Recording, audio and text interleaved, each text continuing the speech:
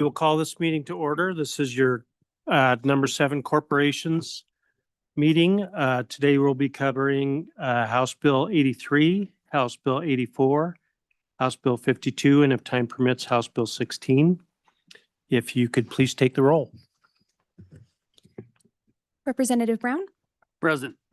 Representative Locke, Representative Heft, Here. Representative Johnson, Representative Lucas, Present.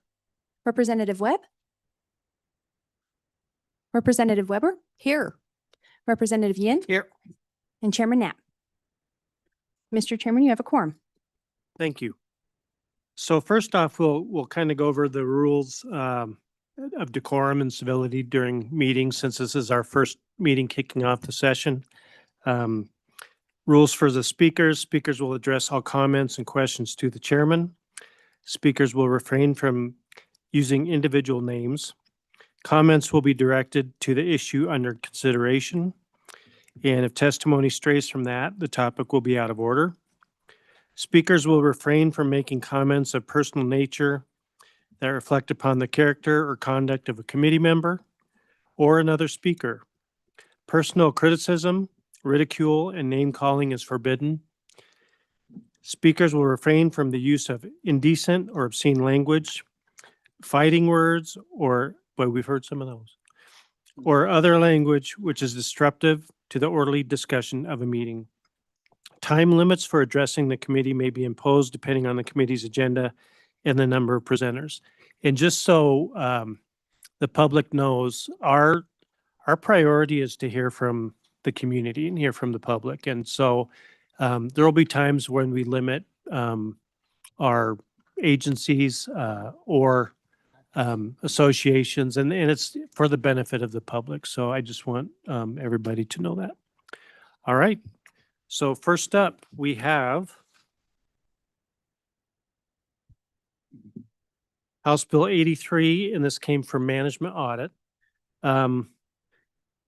Legislative subpoena penalty. And just a little background before I have the Secretary of State's office come up. In Management Audit, we had an overview, I would say, an oversight of the elections that happened in Weston County.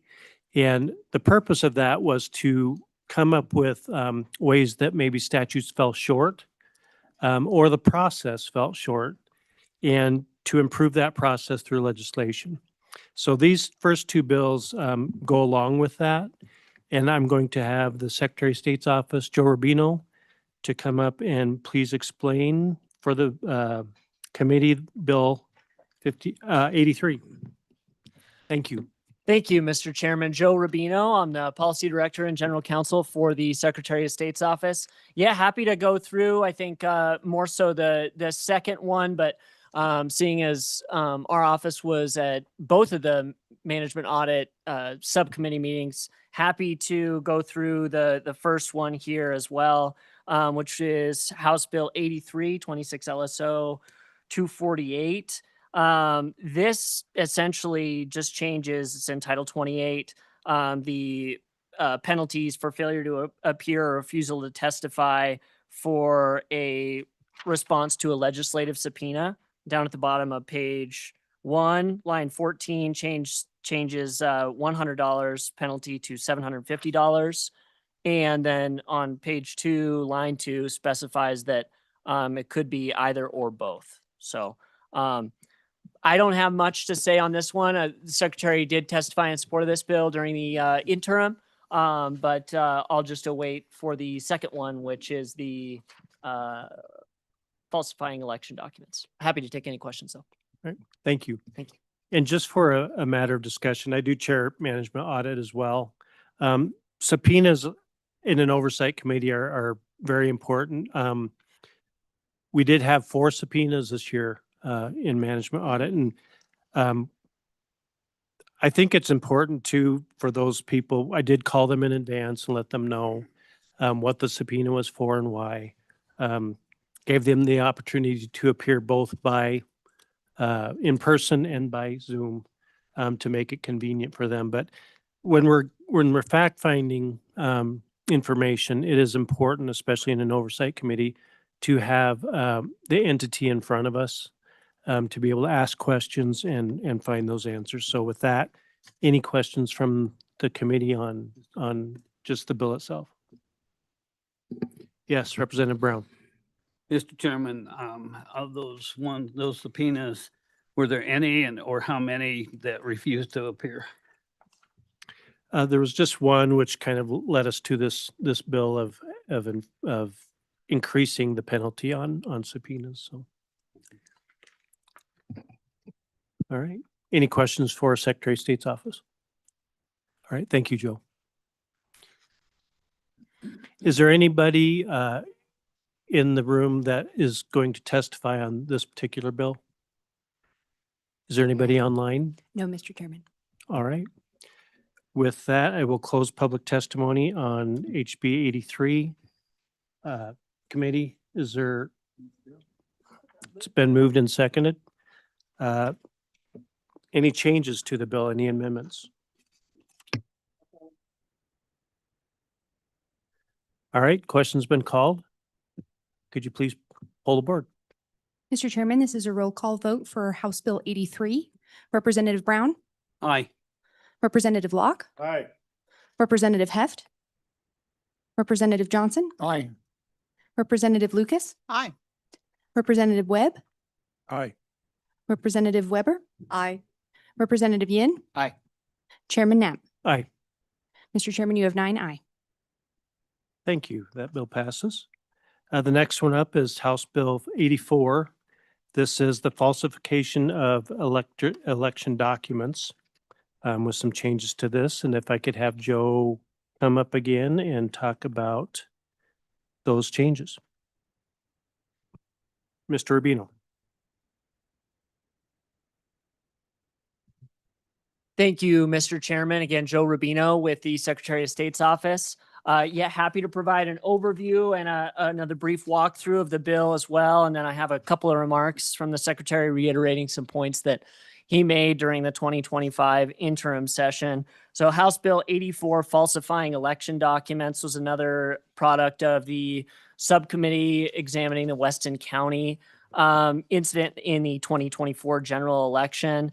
And just briefly, I'll go into this a little bit more, but specifying that falsifying election documents includes submitting a false post-election ballot audit, and moving down onto page 1, amending title 22-26-107 onto page 2 to include a new Romanet 5, submitting a false post-election ballot audit to the Secretary of State under 22-6-130. If I could provide just a little bit of the background on the discussion that came out of this for management audit, I could speak to this a little bit more than the previous bill, which is this concerned the false post-election audit that was submitted to our office following the 2025 general election by the Weston County Clerk.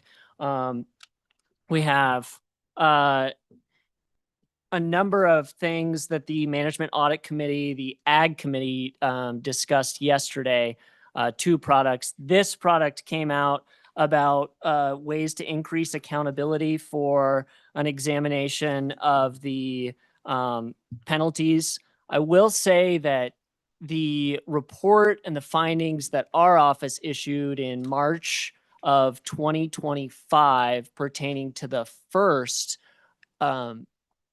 submittal of the qualified electors pertaining to the Weston County investigation that the governor's office had received, we highlighted that we believed Wyoming statute 6-5-308A already exists, which makes it a felony to file with the Secretary of State,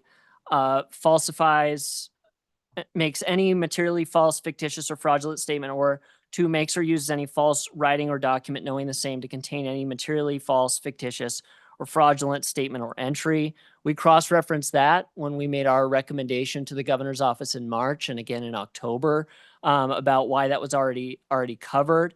As the secretary did during the interim when the subcommittee met on this bill, certainly appreciate what the committee was trying to do and actually enumerating that submitting a false post-election audit document is punishable as a felony under 22-26-101. From our position, we had already cross-referenced Title VI in that. But I think what the committee was trying to do was bring it within Title 22, specifically reference the post-election ballot audit statute, which is a relatively new statute that was passed, I believe it was House or a Senate file 57 from the 2023 legislative session that instituted that. And so bringing it under the catchment of Title 22, Secretary is certainly supportive of that, but happy to take any questions on that. Questions from the committee? Yes, Minority Leader Yin. Thank you, Mr. Chairman. Mr. Rubino, so good to know that it's already illegal. I'm glad that that's true. Both seem to be felonies, I'm assuming. Do you know what the difference in possible penalties between, if we pass this, between this one versus Title VI would be? Mr. Urbino. Mr. Chairman, I left my statute book upstairs. Happy to look into that. I do think that these specify and cross-reference. So, I think what the committee was trying to do was bring it under Title 22 specifically so that there could be an election code nexus. Any other questions? I had one for the process, if that were filed falsely, what is the process? Does that get referred directly to the Attorney General, or does it go to a referral to the Governor's office and then the Attorney General? How does that process work? Mr. Chairman, it's a great question. I think what you're getting at is the petition that was filed by the qualified electors in December had nothing to do with, that was a petition for removal for misconduct or malfeasance, and that's found in Title 18. I don't have that specific statutory reference off the top of my head, but that was one of the things that went into our referral of that matter, specifically as it pertains to the findings of misconduct or malfeasance. That was Title 18. Title 22 specifically references that the Secretary of State or county clerks can refer any potential violations of the election code to the appropriate prosecutorial authority. And so the referral authority under Title 22 is not caught by that under Title VI. The reason that we had placed it in our referral was that it was for both. It was under Title 18 and under a referral for the Attorney General's office. So, Mr. Chairman, I'm not sure if it was kind of a roundabout way of answering your question. And this gets back to Representative Yin's question earlier, is that this brings it under Title 22 because under Title VI, while it specifies a felony for submitting or filing a false document with the Secretary of State's office, typically what we see with that is referrals, just like anybody can make a referral. We see it in our business statutes when somebody makes a false filing with our office. But Title 22 delineates specific authority for the referral. Thank you. Any other questions? All right. Thank you very much, Mr. Urbino. Do we have anybody in the room that's wanting to testify on this Clerks Association? Nope. All right. Anybody online? No one online, Mr. Chairman. All right. We're rolling pretty fast. I will close public testimony on House Bill 84. Committee, what's your pleasure? It's been moved and seconded. Are there any changes to the bill? All right. Seeing none, please pull the board. Mr. Chairman, this is a roll call vote for House Bill 84. Representative Brown, Aye. Representative Locke, Aye. Representative Heft, Representative Johnson, Aye. Representative Lucas, Representative Webb, Aye. Representative Weber, aye. Representative Yin, Aye. Chairman Knapp. Aye. Mr. Chairman, you have 9 aye. Thank you. All right, next up, we have House Bill 52, elections, hand counting for recounts. And this was a interim bill under corporations. So again, Mr. Urbino, if I can have you come up and comment to this.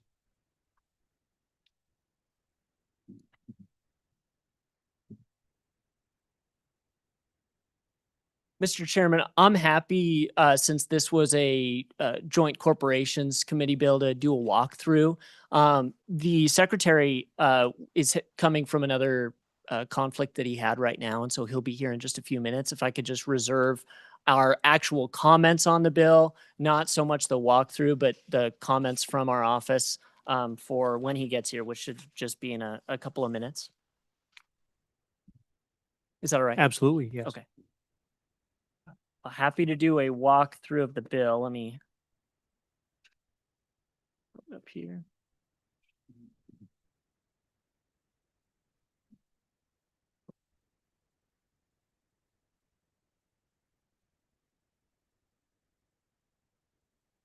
Mr. Chairman, House Bill 52 was another product of the Joint Corporations Committee out of the 2025 interim session.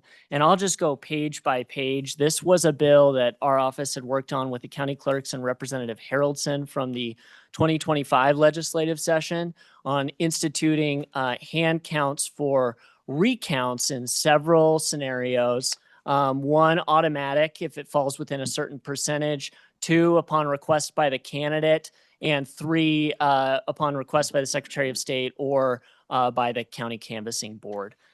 Broadly, there are a couple of other things. It also provides for an appropriation for the election recount account. That's all caught in page 1, lines 1 through 9 of the bill.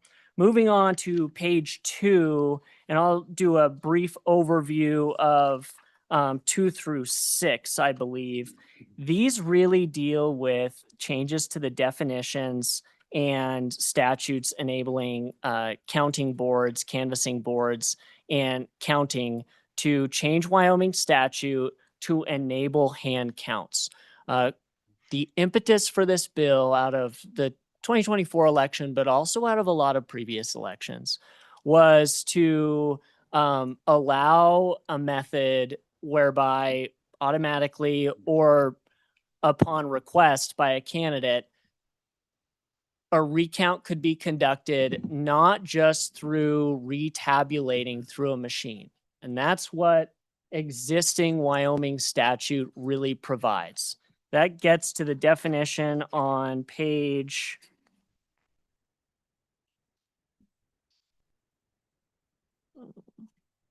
2, beginning line 13, recount. And Mr. Chairman, if it's all right with you, I think it's instructive for the committee to read through what the existing language has, which is recount is the processing of ballots through the tabulation system for an additional time or times for the specific purpose of counting votes again in any specific race based upon the criteria of Wyoming statute 22-16-109. That references the recount provisions. The statutory definition of recounts as it stands right now in plain terms is just rerunning the ballots through the machine again. What we saw for candidates requesting recounts or automatic recounts, there were a handful in the 2024 election cycle, is that doesn't provide sort of a satisfactory verification of the machine count. And it really, in essence, defeats the purpose of obtaining an objective recount of what the tabulating equipment does if all you're doing is running it through.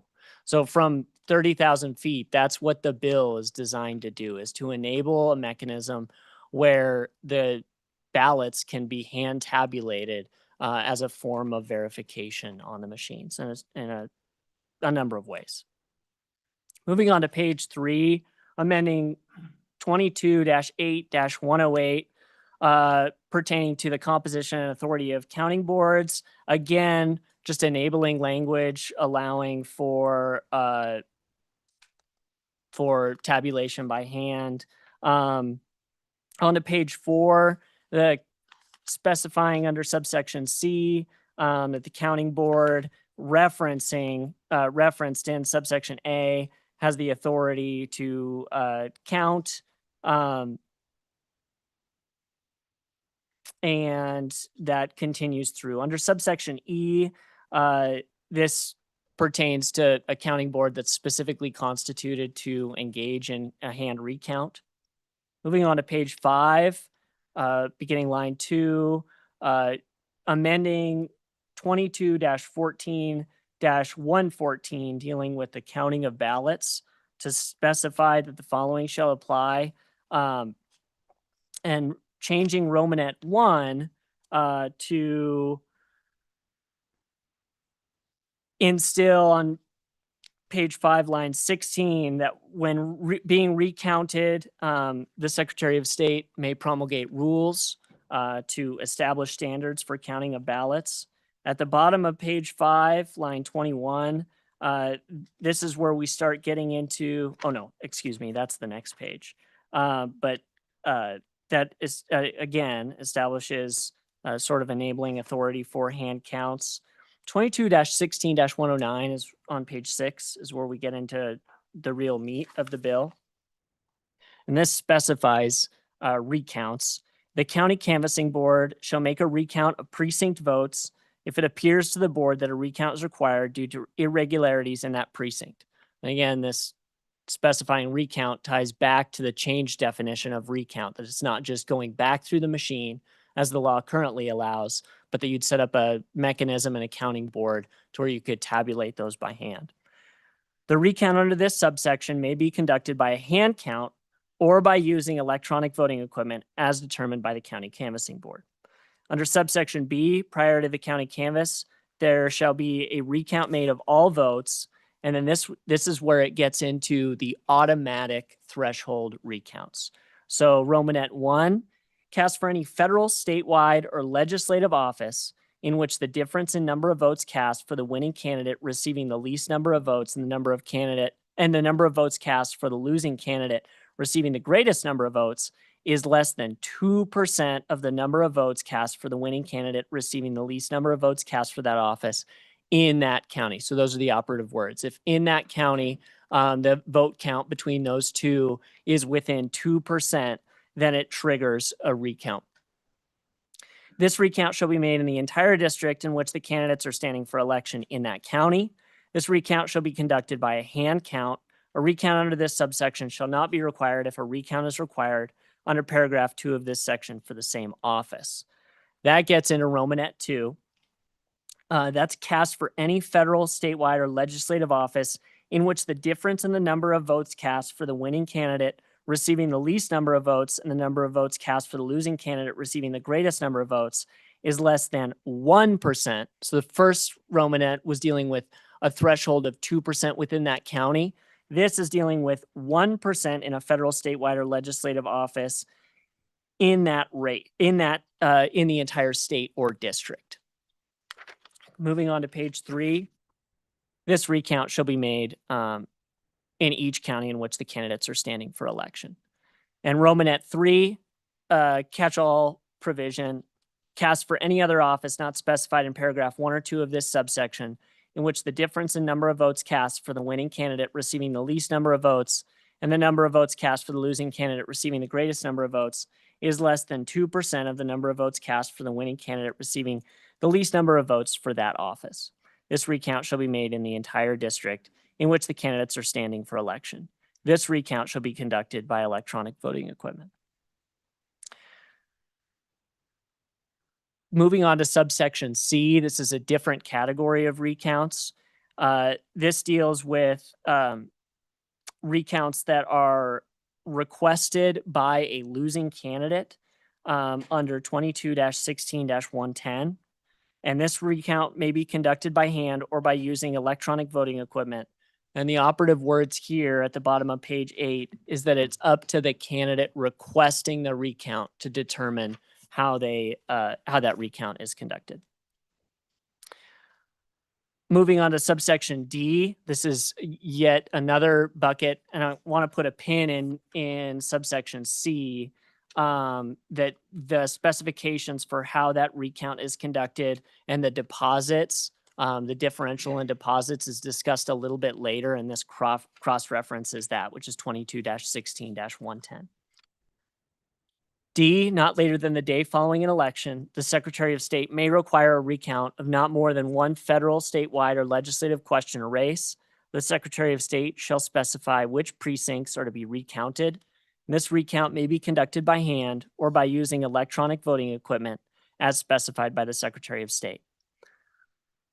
Subsection E, the county clerk shall have the discretion to recount any ballot proposition or race, either by election district or precinct.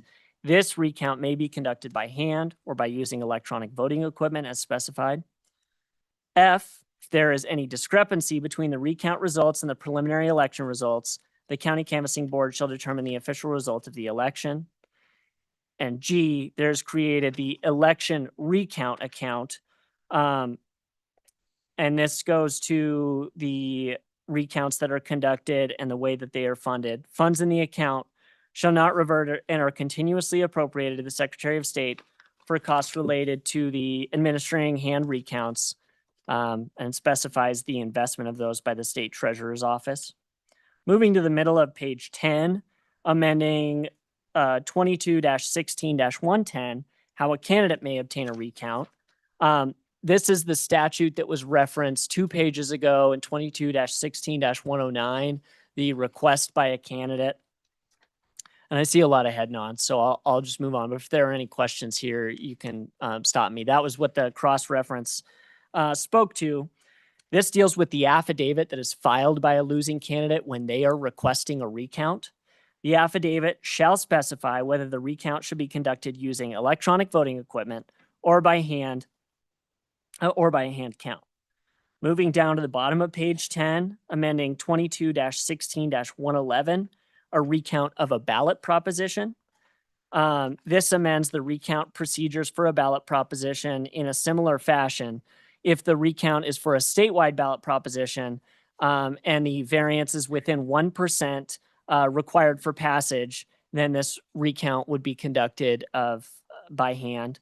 And subsection B, if the ballot proposition is not a statewide ballot proposition and the proposition receives a number of votes greater or lesser within 2% of the number of votes required for passage, this recount shall be conducted by a hand count. Moving down to the bottom, middle of page 12, this deals with a recount which is requested by 25 qualified electors. And again, just like a recount requested by a losing candidate, the affidavit shall specify whether the recount should be conducted by hand count or by electronic voting equipment. At the bottom of page 12 and moving on to page 13, these are amending the recount deposit and the expense of the recount, specifically as they pertain to the recounts that are requested by candidates and the recounts that are requested by the Secretary of State's office or the county clerk. So an affidavit, which is submitted by a candidate requesting a recount, must be accompanied by the following deposit. And this sets up a differential which currently doesn't exist in statute because of the current definition that a recount is just sending the ballots back through the machine. The affidavit, if the affidavit requests a recount be conducted by machine, then an amount determined by the county clerk not to exceed $1,000 shall be deposited by the candidate. And if the affidavit requests a recount be conducted by a hand count, then that deposit shall not exceed $5,000. Moving to the bottom of page 13, dealing with subsection B, this details how if the recount shows that a sufficient error, the amended language, moving on to page 14, actually deals with the instance in which the cost of the recount exceeds $5,000. The county clerk may seek reimbursement of reasonable expenses from the Secretary of State. And again, that's through the election recount account. It places some sideboards on what these reasonable expenses are limited to. There was a lot of discussion of that during the 2025 interim. And so we're happy to take any questions on that. And the Secretary of State provides a mechanism for the Secretary of State to reimburse those reasonable expenses from the election recount account. Finally, moving on to page 15, specifying that if the recount is initiated by the county clerk, then the cost shall be paid by the county. And if the recount is initiated by the Secretary of State, the cost shall be paid by the Secretary of State. Section 3 specifies that there's appropriated $200,000 to the election recount account, which is created by the act and helps both as a backfill and as a funding mechanism. And then specifies that the act is effective July 1st of 2026. Mr. Rubino, thank you. Welcome, Secretary. Yes. Joe's done a great job of walking us through the bill. Yes, he's the on best, isn't he? House Bill 52. Are there, and I'll get to your comments in Yeah. 1 second, but are there any questions for Joe Rubino from the committee? Nope. Okay. Mr. Secretary, do you have comments on House Bill 52? Well, thank you, Mr. Chairman, and very excited about the budget session and appreciate your passage of the two bills that were heard before this as well, which we also support. And I also support this bill. This is probably one of the most vetted election bills in this session. They've all gone through a lot of revision, but of all of them, this is one that got pretty far in the general session in 2025. And these are very vetted bills. This was worked a lot during the interim. And of course, last year, that being House Bill 232, both with the prime sponsor, Representative Haroldson, as well as the County Clerks Association of Wyoming. I'm in complete support of this bill. And obviously, one of the questions on this bill is its implementation for the 2026 election. And I know we're going to continue to engage in a conversation about that. But Mr. Chairman, there has been some work on an amendment. I think that we're continuing to work a little bit on that. But I think it's very important that this bill moves forward to the floor so that we continue to get this through the process. And then we'll hopefully continue to work on that approach for the 2026 legislative session. But I also want to note my support for the bill in its current form. Again, just walking through some of what this bill does. I mean, at a surface level, it makes amendments in state law so that you can have hand eyeball examination of the ballots, which right now under state law, in the Weston County situation, we were able to have that by the county canvassing board, which was a conversation we engaged with the Attorney General. But in terms of a wider conversation about having an eyeball examination in a recount setting, that is where the statute at best is unclear. And on a bad day, we need a revision to make it very clear.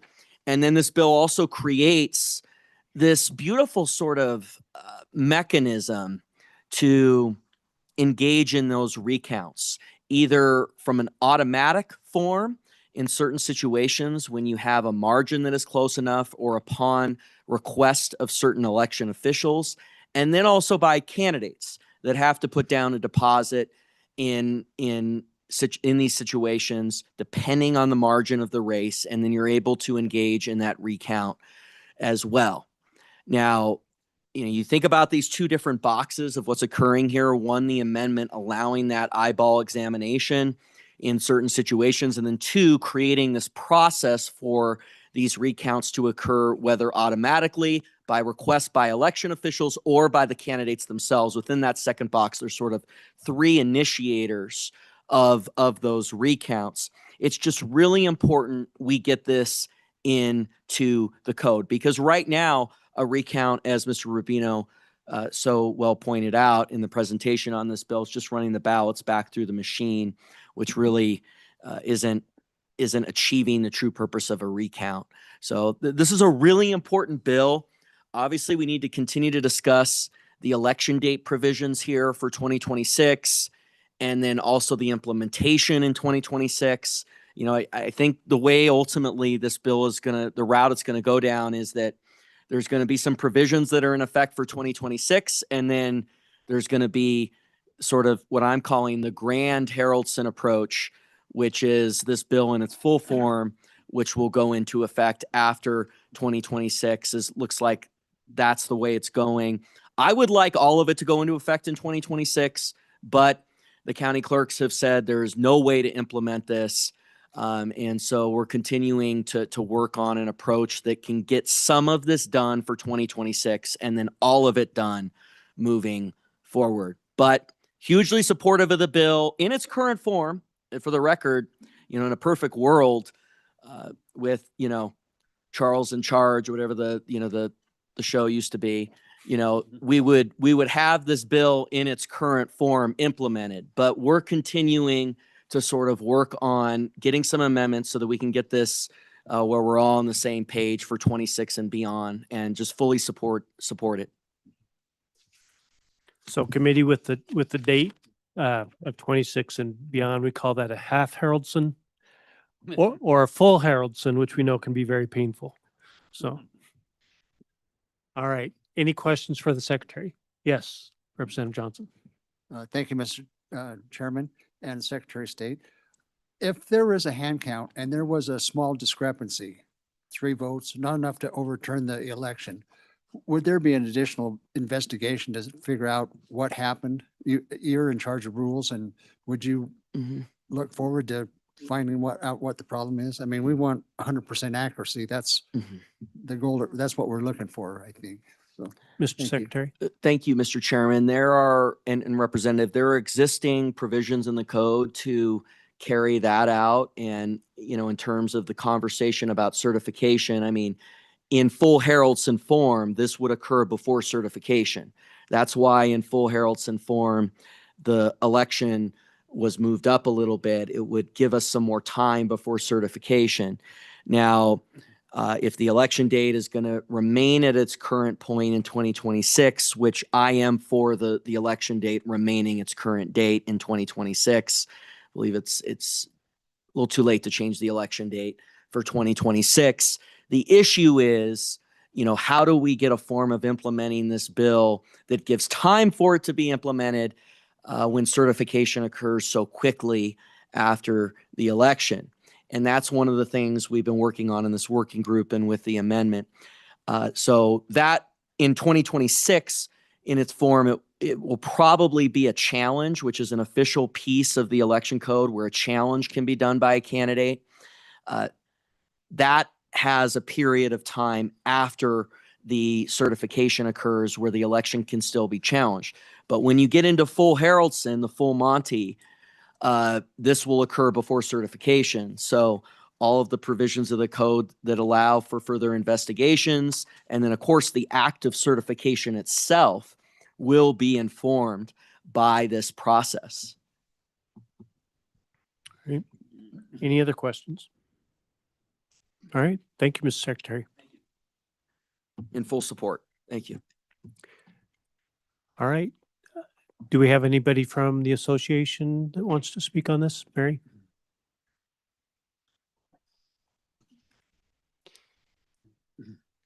Good afternoon. If you can identify yourselves, and looking forward to your comments. Good afternoon, Mr. Chairman and members of the committee. I'm Mary Lankford, and I have the honor of representing the county clerks of the state of Wyoming. And here at the table with me this afternoon is the Honorable Malcolm Irvin, who's the president of our association as well as the Platte County clerk. And he will make comments. All right, go ahead. Thank you, Mr. Chairman. Malcolm Irvin, Platte County Clerk. And I know, Mr. Chairman, you laid out in the rules of decorum, we're not to call out legislators by name or directly, but I'm going to beg for forgiveness on this one and compliment Representative Locke on his choice of colors today. I see apparently there's some sort of coordination between us. And so kudos to you, Representative Locke. Mr. Chairman, I've got prepared remarks, but we know that our request for amendments will not pass this committee. I'm not going to make any bones about it. We understand that going through the interim, that willingness to hear those, quite frankly, was not there. And the county clerks of the state of Wyoming have serious implementation concerns. I'm glad to hear that now we're willing to maybe admit those and look for a solution. I am frankly disappointed it didn't happen during the interim when we raised those concerns time and time again.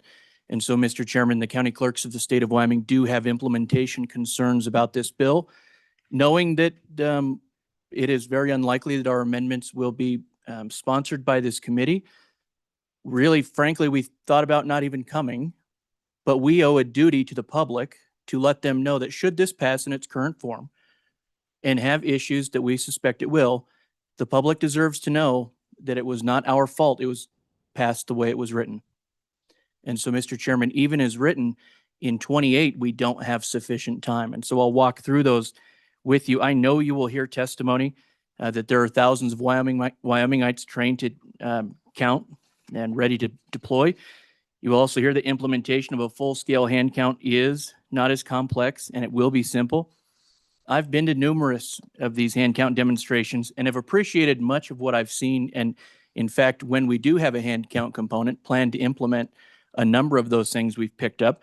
But what I have not seen is a demonstration where 34,000 plus ballots, which is the number that's cast in Natrona County, that has 20 or more ballot measures on it be counted. I have been to those demonstrations and seen tables struggle to reach a consistent count across batches of 25 ballots.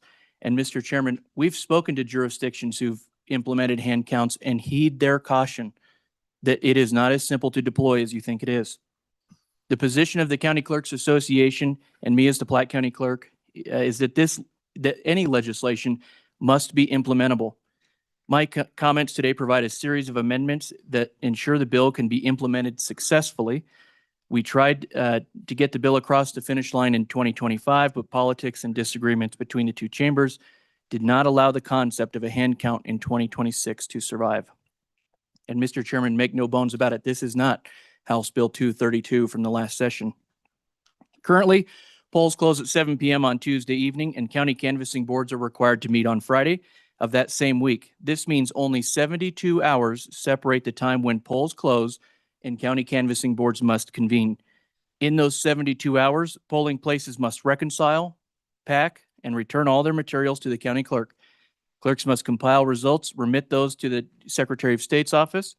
Then we are required to examine poll books, tally sheets, precinct certifications, oaths of election officials, summarize the number of votes cast in each precinct for every candidate appearing on the ballot, count write-in votes for candidates, cure any provisional ballots, conduct required recounts, and perform a ballot audit.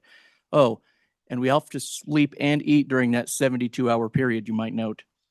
As such, if we add processes during election week, we need to add time. The only way to add time between the primary and general election is to move the primary election earlier in the year. And we would agree with the Secretary that is not a viable option in 2026, I say this because only 26 days separate the date of state canvassing and the date when we are required to have ballots for the general election in our possession. In those 26 days, candidates have to be certified, ballots have to be laid out and printed, and then tested. This is a remarkably tight timeline, one which has great potential to cause errors. In 2025, House Bill 232 allowed that time by moving the primary election from the third week of August to the first week. This gave us time, necessary time. This bill before you does not allow that time. Instead, it requires that recounts conducted by hand be completed within those 72 hours on top of the processes we conduct during that week. As such, we respectfully request that the language from the 2025 version of this bill be restored. That amendment would change Wyoming Statute 22-104B and 22-104D by moving the primary election to the first Tuesday following the first Monday in August, rather than the third Monday in August.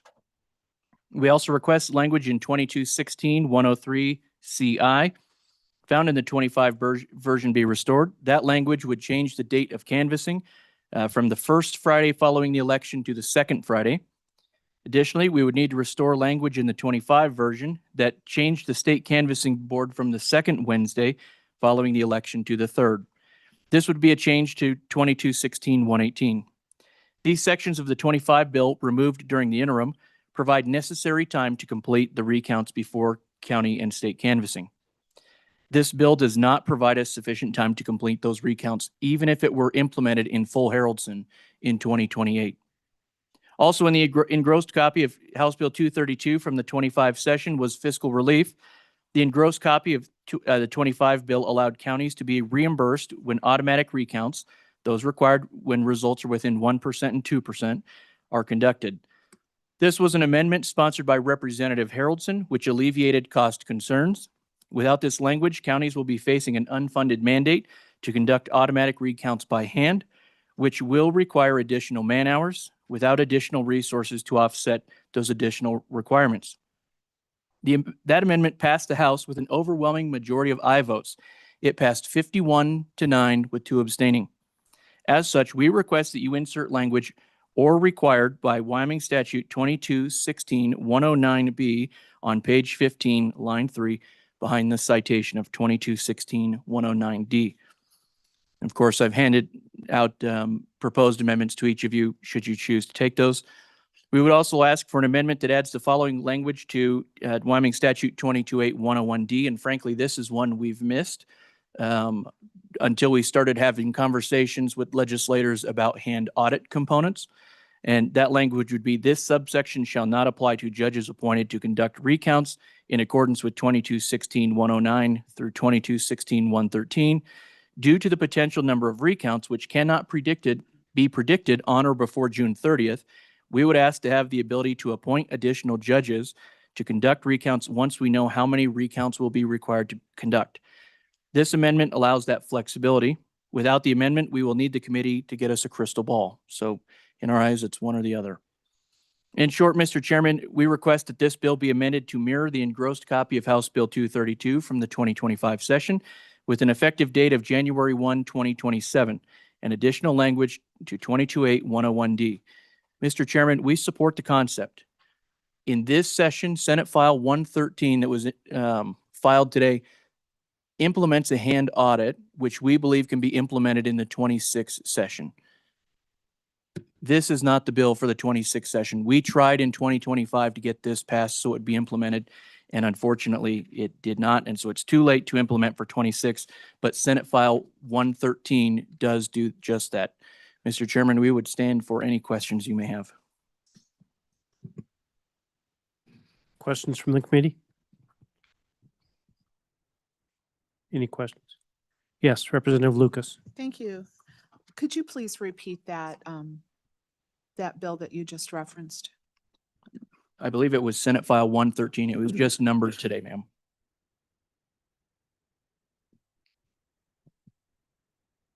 I had one question. So we talked about an implementation of what can be done in 26 and moving onwards, but you said 2028 probably is not even a time frame. Would you say the 2030? Mr. Chairman, without moving those election dates and providing more time for the count, because the secretary is right. The hand count really should be done, any recount should be done before certification. If not, there's some things we really need to consider, and from our position, they're not pretty. Recounts should be conducted before certification. To accommodate that, whether it's 28, 30, 32, or so on, we need the additional time, frankly. All right. Any other questions? Any questions on the proposed amendments that they've submitted?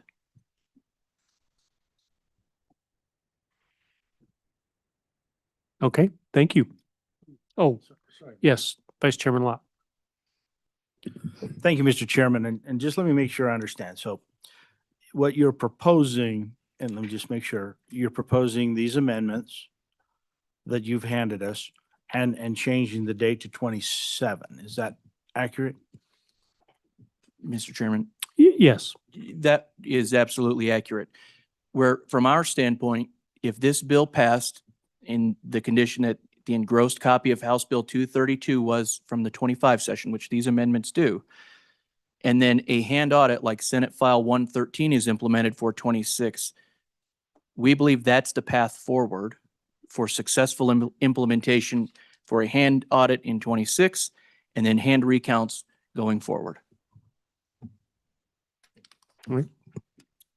Any other questions? Okay, thank you.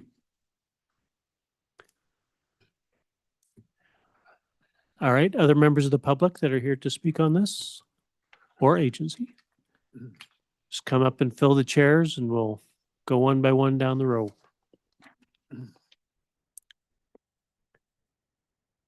And then please state your name and who you're representing as well, even if it's on your own.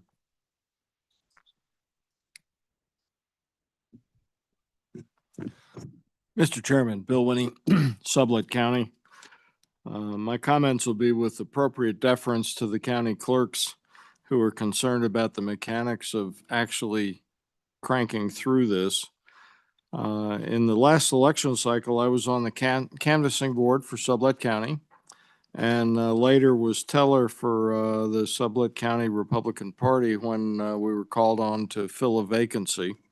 And I look at the bill and the things that are in front of you, and I believe it's a doable do, and I support it.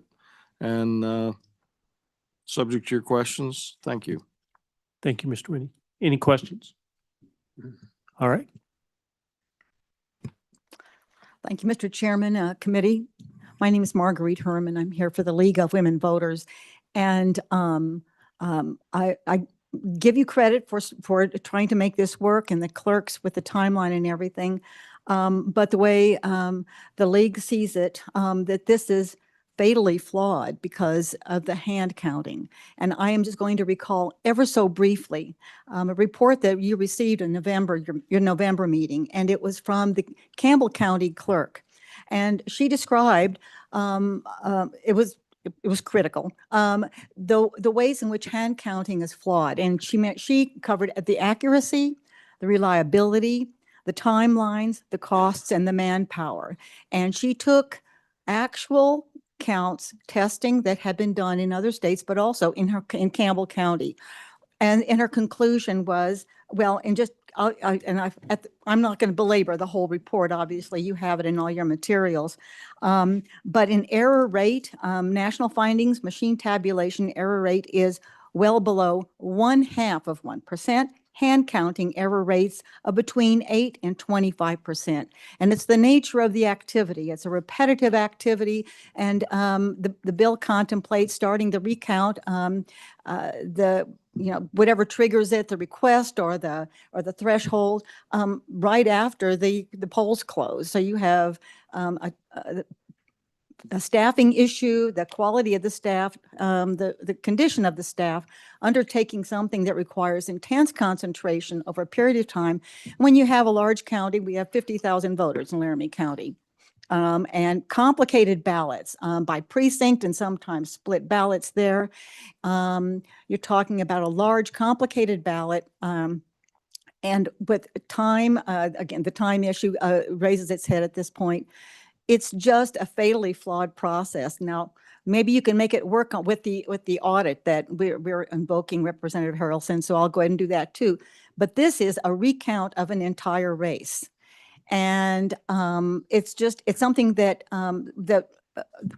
our county clerks don't have the time, the space, the money, the manpower, and then the reliability issue. Just a couple of other things. Again, I'm not going to belabor it too much, but in Nye County, Nevada, they found a 25% error rate on the first day of the count. And it was, that's 1 out of 4, an error rate that I don't think is tolerable.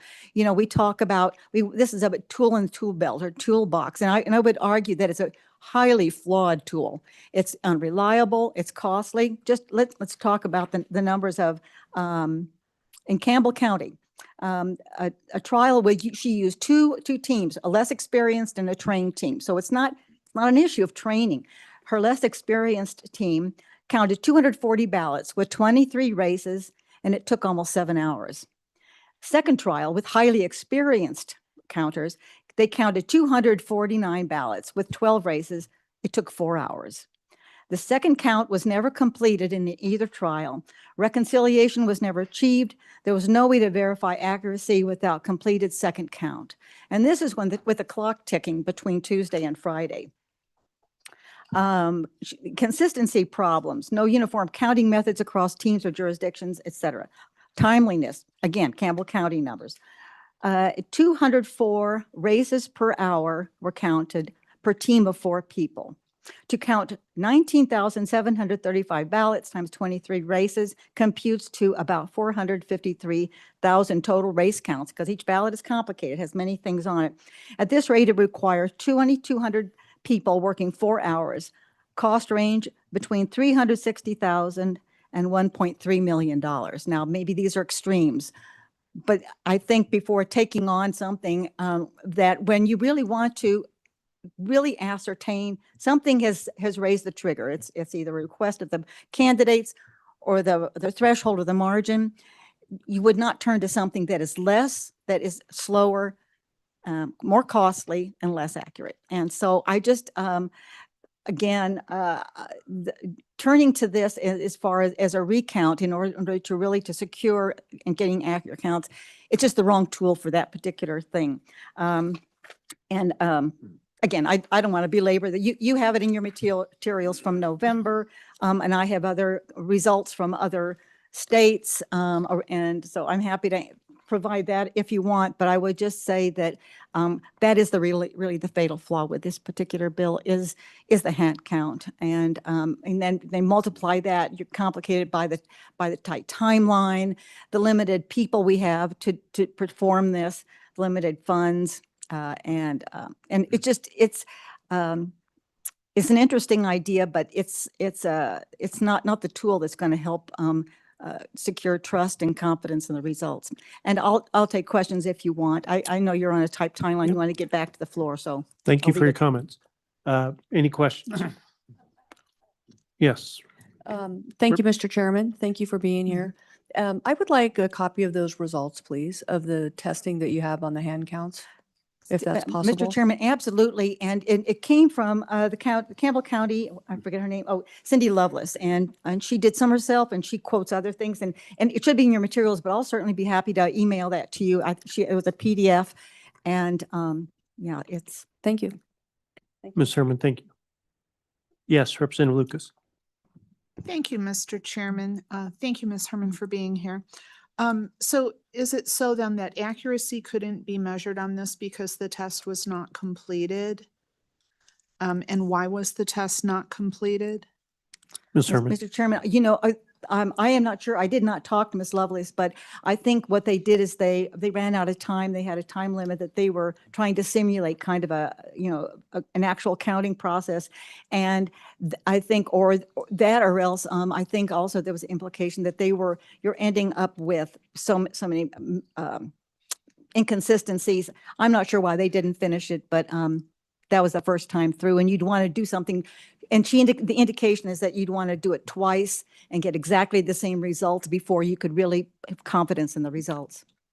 Representative Lucas, and it's kind of secondhand information. I know you can't directly answer to it, but there have been several hand count exercises in Campbell County. There has been some discrepancy as how those would be counted, the costs. So I think secondhand information is tough. But you can get samples of all of the hand counts from Campbell County to kind of compare. But any other questions? Yes. Thank you, Mr. Chairman. Representative Webb. Thank you, Ms. Herman, for being here today. You talk about the fatal flaw in your testimony being hand counting. Then finally, at the end of your testimony, you mentioned the overall timeline.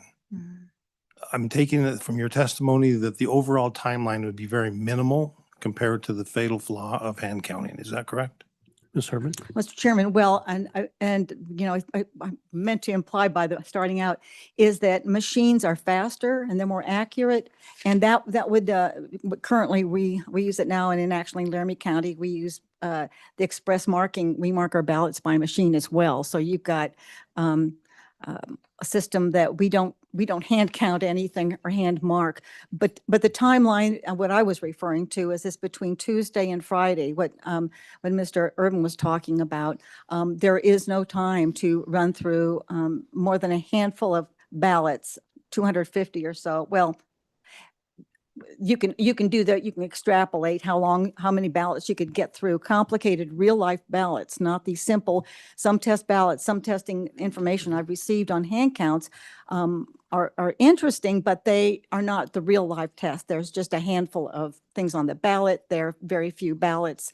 And it's not as complicated. And the beauty of the Campbell County information is that she is simulating real life races that they have to count under a tight timeline, and the machine tabulation. Well, I'll just say that read her concluding statement. The current system machine tabulation, because they use paper ballots, using paper ballots combined with pre-election testing and post-election audits provides the security, accuracy, efficiency, reliability that hand counting cannot deliver. And that was her results after the testing she did. And time is a factor. If you had 3 or 4 months, you could probably do it, but we don't have that. So time is a real essential element in whether to use it or not. Thank you. Follow up? Any other questions? Yes, Representative Wilbur. Thank you, Mr. Chairman. My question is, do you think it would help if we move back the canvassing date for whether it was hand counting of a recount of these elections? Ms. Herman? Well, Mr. Chairman, I would agree with what Mr.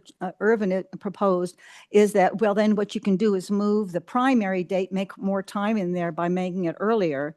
But there's a problem with that. And I agree with the insistence that the count should be certified. I mean, should be done, completed before the election is certified. So you can move it up, and then you can move, and you could move both deadlines front and back. But we operate on a really tight schedule here in Wyoming because we have such a late primary. But I think we like it that way. I mean, I'm a voter. I'm a former candidate, and boy, you need those summer hours with the weather. So you can go door to door, and you don't want a primary season to start while you're still in session, which could happen during a regular session. So it's kind of perfect for us in Wyoming, and I would just hate to have the tail wag the dog, especially when the tail is not a highly functioning tail, if you'll allow a metaphor. All right. Any other questions? Thank you very Thank much. you. Appreciate it. All right. Introduce yourself. Go ahead. Thank you, Mr. Chairman. Brett Moline, Wyoming Farm Bureau. My members' policy that's voted in by the members asks for clear, concise, accurate, dependable elections. And I believe this bill would do that. I do take heed of the comments by the clerks that it may not work. I take heed of that because whatever system we have has to work. And so if there needs to be some tweaks to this bill to make it work is paramount. I would hate to have this body pass something through, then find out that it's just going to blow up. So with that, Mr. Chairman, I would take any questions you or the committee may have for me. All right. Any questions? Thank you very much. Thank you. Appreciate it. All right. Anybody else in the room wish to speak on this particular bill? Anybody online? No one online, Mr. Chairman. All right. I do want to, I think it's been great that there is a working group, that there has been a working group, because these items have been discussed, maybe not to the fullest extent. I think the ones that that I understand have been concerning the timeline of implementation. I'm going to ask the Secretary of State's office. I know Chuck or Mr. Gray left, but do you have any comments about the amendments proposed and where those might fit into the legislation?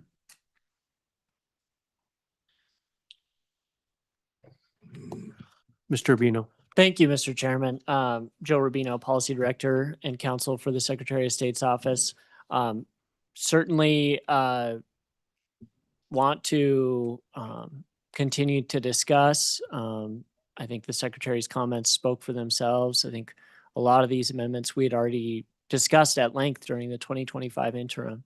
And so I know I'm just now reading the bill that was posted today for the first time, Senate File 127, I believe.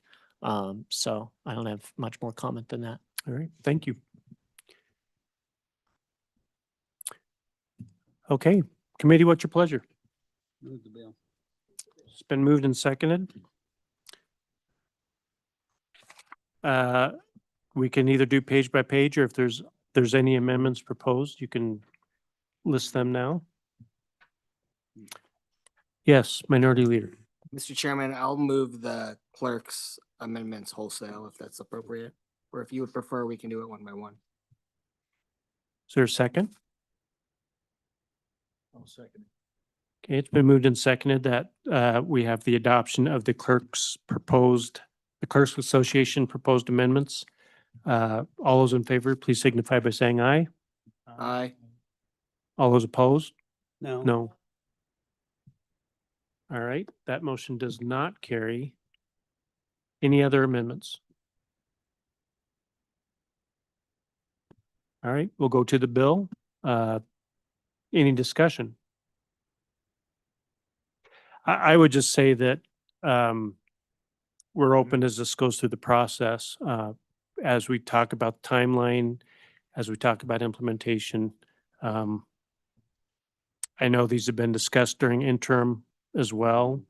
But if something comes up that we feel needs to be added as an amendment going through the process, we certainly can. So with that, Minority Leader Ian. Mr. Chairman, yeah, just simple comments. It's a struggle that we aren't adopting the amendments of the people that actually have to implement this on the ground. We're basically starting an election year mid-session. I think we all know that we're gonna get that started. So if we are changing the rules in the middle of the session, I think we need to be very careful about what that looks like. Thank you, Mr. Chairman. Thank you, Minority Leader Ian. All right. With that said, please pull the board. Pull the committee. You know, I was a commissioner for 12 years. And so the board keeps coming out of my mouth, but let's just equate that to committee. Mr. Chairman, this is a roll call vote for House Bill 52. Representative Brown, Aye. Representative Locke, Aye. Representative Heft, Representative Johnson, Aye. Representative Lucas, Aye. Representative Webb, Aye. Representative Weber, Aye. Representative Yin, No. Chairman Knapp. Aye. Mr. Chairman, you have 8 aye, 1 no. And just for staff, this would be referred to appropriations with the $200,000 marker on there. Yes, Mr. Chairman. All right, thank you. All right, we have, what time are we back? 2 o'clock. We have 15 minutes for this next one. Let's go ahead and try to get through as much as we can. And if we have to, we can move it to our second date. So Representative Ying, or your representatives, sorry. Thank you, Mr. Chairman. People keep doing that. It's not a bad thing. So, folks, and I hope that we can get through this. We can expedite this quickly, hopefully, Mr. Chairman. I'm bringing to you House Bill 16, which is coming from your blockchain, your Select Committee on Blockchain, Financial Technology, and Digital Innovation Technology. And it's a 2-pager, guys. This is a simple bill. All it does is, you can see it on page 2, is that it authorizes the Secretary of State's office to have the opportunity for expedited filings. That authority is granted to the Secretary of State to be able to charge up to $5,000. It will affect any sort of document located within Title 17, 34, and 40. And so this is just an additional service that the Secretary of State is able to provide. And then if you look at line 15, the sentence that starts there after the word law, it says the expedition of a filing under this paragraph shall not alter the prioritization of rights determined by the timing of the filing. So it doesn't mean that you're cutting everybody in line, but it does mean that they're able to expedite the process. And so this is not a new bill. This is not an unfamiliar idea. This is something we've worked on as a committee before. The main point of contention was the fact that by having this new service provided by the Secretary of State, that it may incur more of a cost because of the manpower happening at the Secretary of State's office, that agency, Agency 3, I think. Anyways, so, and as it comes to that, I would just say that the Secretary of State's office is one of the only agencies that actually brings in an income, and they're providing an excellent service to the people of Wyoming. And I think if we want to continue to have that kind of excellence in the long term, then we should be passing bills like this that create more opportunities for us to have those services. And then we should be really considering how we're going to treat the Secretary of State's office in this upcoming budget session. So that's different. Anyways, so I'm happy to stand for any questions. And I'm sure we have the folks behind the machinery here as well. I'm sorry. Representative Lucas. Thank you, Mr. Chairman. Representative Singh, do you have any estimation of how a volume increase might set back a normal request? Are the people who don't pay the expedited fees going to wait a lot longer or a little longer? Any idea at all? I know I'm asking you to pull out that crystal ball, and we've already heard that nobody has one, but thank you. Representative. Thank you, Mr. Chairman. Representative Lucas, I'm going to defer to what the agency said. I shouldn't do that. Wait a second. Thank you. Yes. Whichever of you wants to answer that question. Oh, Mr. Chairman, and I'm happy. I think it'll come out in our comments on the need for an additional FTE for this position.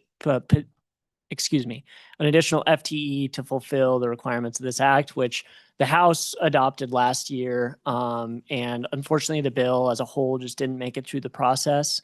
I think Representative Singh did a good job of explaining that we are one of the few revenue generators, and this inherently requires manual intervention by our staff. I'm going to yield over to our Deputy Secretary of State, Colin Crossman, who was the director of our business division until recently, and he could speak a little bit more to that. But Mr. Chairman, if it's all right with you, unless there are other questions for Representative Singh, I'm happy to go through our position on the bill, what the House has done in the last 2 years that it's considered this bill, and sort of go from there. And then we can talk as needed about any questions that you have with the manual intervention with our staff. That sounds good. I did have one question. Does this happen currently where you do expedited filings at all without legislation? Mr. Chairman, we occasionally will expedite on a basically case-by-case basis. Obviously, we don't have a mechanism to collect fees for that, but if everything is in order and there is a specific need for it to be expedited, then we will occasionally be able to take care of that. But that is at the moment, because we don't advertise it, we don't talk about it, there is not a check the box thing that companies can do. It's maybe 1 or 2 every couple of months.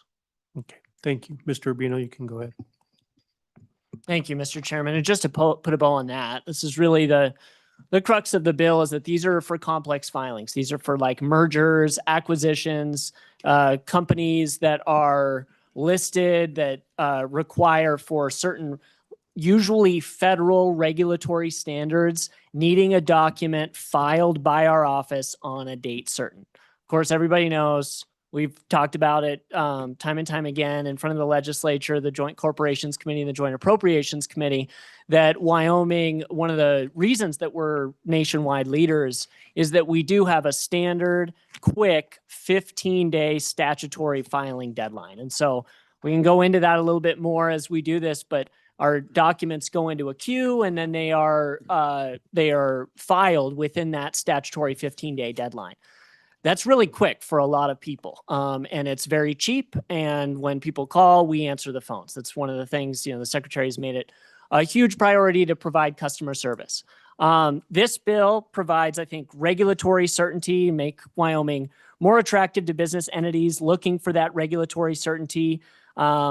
In speaking with certain members of the business community, there's at least some appetite for this regulatory certainty. And I think it's safe to assume that the passage of this bill will certainly add to the exponential growth of business filings that our staff of 11 full-time employees has. That said, our office did speak numerous times during the interim to the blockchain committee about the need for staffing to handle this bill. And that's why we are asking for only one additional FTE. By way of background, our office saw a tremendous increase in business filing volume and revenue over the last several years.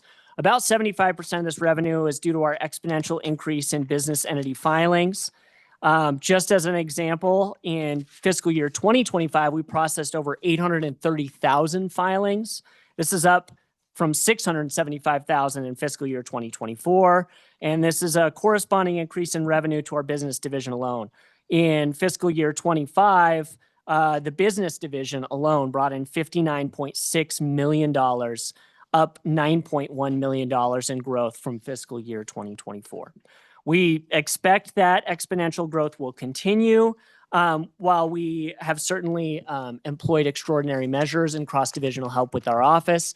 It's informed our office's request for additional staff as an exception request for our budget. And this feeds into the request for one FTE to carry out this bill. This is reflected in the fiscal note, which you should have been provided, and I see heads nodding. This mirrors our request in our budget. The Joint Appropriations Committee did authorize 2 FTEs in our budget exception request this year. One is for a BACA 08. I believe that's a senior consumer support specialist, and then a BACA 07. With this, we are asking for the amendment. We're asking for 1 FTE, the BACA 08. This is for the full biennium. So this is for 2 years since this starts that. However, as noted at the bottom of the amendment, this section shall only be effective if no full-time positions are included with House Bill 1 or Senate File 1 of the 2026 legislative session. So again, it's doing the same thing that the amendment that the House passed last year did.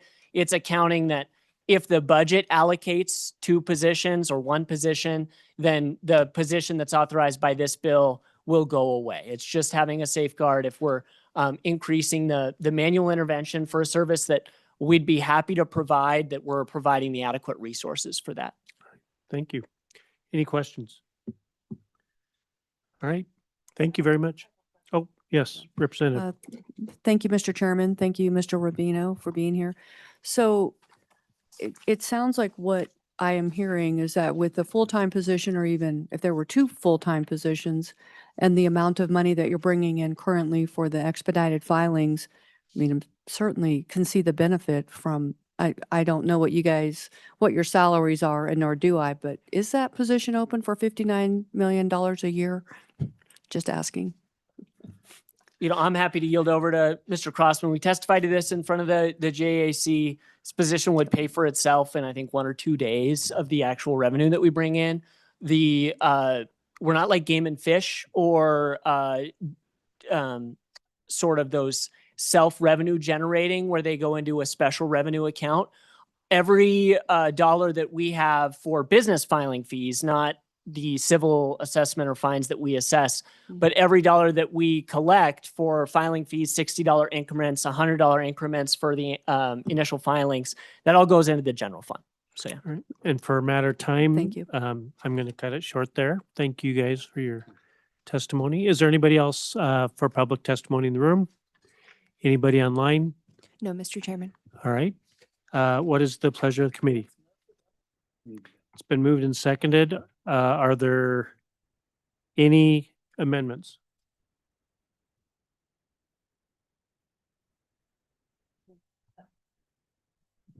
I move the amendment that was provided by the Secretary of State's office. Is there a second? All right, all those in favor of the amendment, please signify by saying aye. Aye. Aye. All those opposed? Motion carries. Back to the bill. Is there any discussion? Question been called. Please poll the committee. Mr. Chairman, this is a roll call vote for House Bill 16 as amended. Representative Brown, Aye. Representative Locke, Aye. Representative Heft, Representative Johnson, Aye. Representative Lucas, Representative Webb, Aye. Representative Weber, aye. Representative Yin, Chairman Knapp. Aye. You have 9 aye. That bill does carry. Is that referred to appropriations? If they've looked at it in budget already, it's still added that amendment. So it's Mr. deferred. Chairman, if you'd like to refer it, we can absolutely refer. I think so, yes. All right. That concludes today's bills. The committee meeting is adjourned. Yes.